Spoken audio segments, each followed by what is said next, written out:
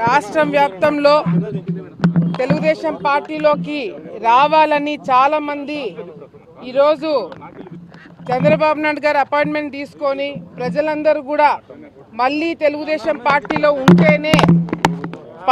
ఉంటేనే గౌరవంగా ఉంటుంది, ప్రజలకి సేవ చేయడానికి అవకాశం ఉంటుంది. సర్పంచ్లుగా, ఎంపీటీసీలుగా, జెడ్పీటీసీలుగా గెలిచినా కూడా ఈరోజు గ్రామాలలో పనులు చేయలేని పరిస్థితి. మళ్ళీ తెలుగుదేశం పార్టీ వస్తేనే గౌరవం తగ్గుతుందని చెప్పి ప్రతి ఒక్కరు నమ్మి ఈరోజు రాష్ట్ర వ్యాప్తంలో ప్రతి ఒక్కరు కూడా తెలుగుదేశం పార్టీ జెండా వేసుకోవాలని, పట్టుకోవాలని చెప్పి ప్రతి ఒక్కరు కూడా ఈరోజు తెలుగుదేశం పార్టీలోకి రావడం జరుగుతుంది.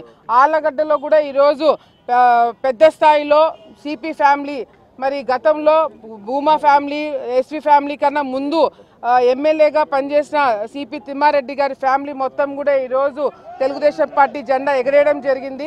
సో వాళ్ళందరూ కూడా స్వాగతం పలుకుతూ మాకు బంధువులే అవుతారు. మళ్ళీ రెండు కుటుంబాలు కలవడంతో తప్పకుండా ఆళ్లగడ్డలో తెలుగుదేశం పార్టీ జెండా ఎగరేయడానికి అందరం కూడా కలిసికట్టుగా పనిచేస్తామని చెప్పి కూడా ఈ సందర్భంగా తెలియజేసుకుంటున్నాము. మా వీడియో మీకు నచ్చినట్లయితే please like, share and subscribe.